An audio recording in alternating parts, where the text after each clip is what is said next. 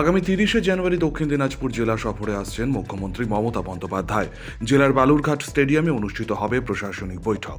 এছাড়াও ওই দিন বালুরঘাট সার্কিট হাউসে রাত্রিবাস করার কথা রয়েছে মুখ্যমন্ত্রীর।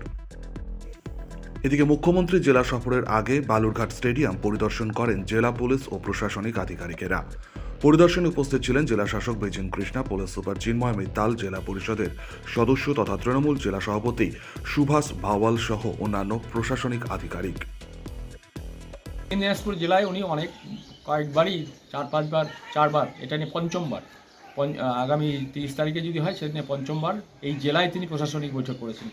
বেশিরভাগটা সময় গঙ্গারামপুরে করেছেন, আবার কোনো সময় 2 জেলা মিলে করেছেন। এটা যেহেতু মুখ্যমন্ত্রী, উনি পশ্চিমবাংলার মুখ্যমন্ত্রী, ওনার কোথায় প্রশাসনিক মিটিং করবেন কি করবেন না সেটা তার নিজস্ব দপ্তরের ব্যাপার এবং নিজের ইচ্ছার উপর নির্ভর করে।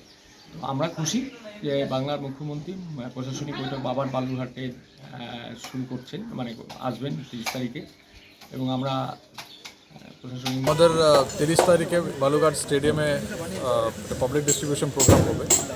বিভিন্ন সরকারি প্রকল্পের যারা বেনিফিটস পেয়েছেন, এইভাবে জেলার বিভিন্ন দিক থেকে মানুষ আসবেন এখানে। যেহেতু একটা দুয়ারে সরকারের একটা পর্ব শেষ হয়ে গেছে, তো এই একটা প্রোগ্রাম করছে। 30 তারিখে বিকেলে প্রোগ্রাম হবে, টেন্টেটিভলি 3টের পরে প্রোগ্রাম শুরু হবে। তো তারই প্রিপারেশন চলছে। এমনি কি ম্যাডাম কি এখানে থাকার কথা আছে, নাইট স্টে করার কথা আছে? সেটা এখনো কনফার্ম বলতে পারছি না, কিন্তু অন্য জেলায় প্রোগ্রাম করে আসছেন, তো আমরা প্রস্তুতি নিচ্ছি। বালুরঘাট স্টেডিয়াম পরিদর্শনের পাশাপাশি বালুরঘাট পুলিশ লাইন পরিদর্শন করেন প্রশাসনিক আধিকারিকরা। পুলিশ লাইনে হেলিপ্যাড তৈরি করা হচ্ছে। আগামী 30 তারিখ বিকেলে জেলার বিভিন্ন সরকারি কাজের শিলান্যাস ও পরিষেবা প্রদান করবেন মুখ্যমন্ত্রী মমতা বন্দ্যোপাধ্যায়। পাশাপাশি 1 ফেব্রুয়ারি নদিয়ার শান্তিপুরে জেলা সফরে আসছেন মুখ্যমন্ত্রী মমতা বন্দ্যোপাধ্যায়। জোর কদমেই চলছে প্রস্তুতি। নদিয়ার শান্তিপুরের অদ্বৈত চৈতন্য ক্রীড়াঙ্গন স্টেডিয়ামেই হবে প্রশাসনিক বৈঠক। স্টেডিয়াম পরিদর্শনে আসেন জেলার উচ্চপদস্থ পুলিশ আধিকারিকেরা। গোটা স্টেডিয়াম পরিদর্শন করেন রানাঘাট পুলিশ জেলার অতিরিক্ত পুলিশ সুপার লালটু হালদার। উপস্থিত ছিলেন শান্তিপুর পৌরসভার চেয়ারম্যান সুব্রত ঘোষ সহ পৌরসভার অন্যান্য আধিকারিকেরা।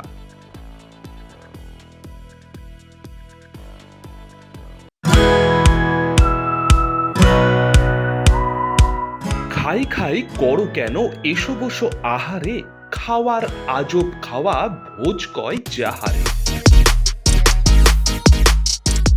ভোজন রসিক বাঙালির খাওয়া দাওয়ার সেরা ঠিকানা মানেই Sher-e Bengal. Indian, Chinese, south Indian, continental ডিশের হরেক রকম সম্ভার এখন একই ছাদের তলায়। এছাড়াও রয়েছে শের-ই বেঙ্গলের স্পেশাল কিছু আইটেম যা একবার মুখে দিলেই ভোলার নয়। ঘরোয়া পরিবেশে হোটেলের আতিথেয়তা আপনাকে মুগ্ধ করবে। রেস্তোরাঁর পাশাপাশি রয়েছে থাকার সুবন্দোবস্ত।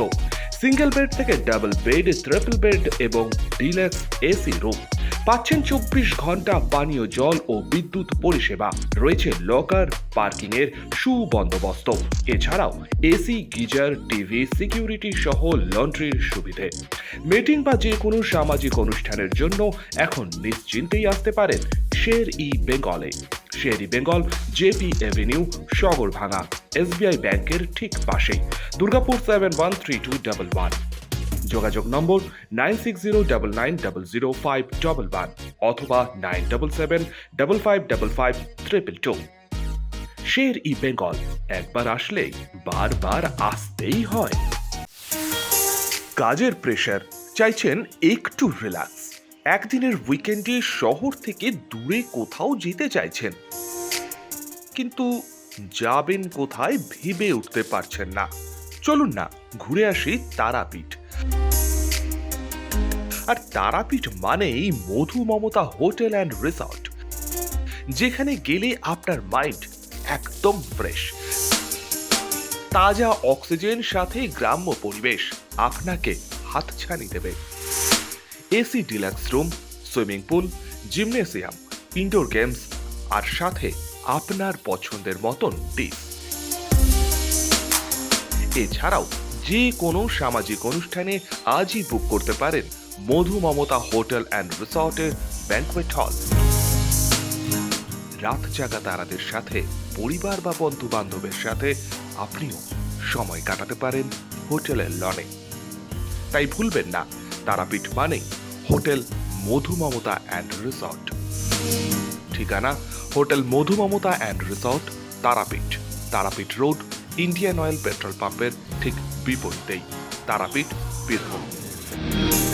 যোগাযোগ নম্বর 9775555599 অথবা 9002410083। বীরভূম মানেই তারাপীঠ, আর তারাপীঠ মানেই মধু মমতা হোটেল অ্যান্ড রিসর্ট।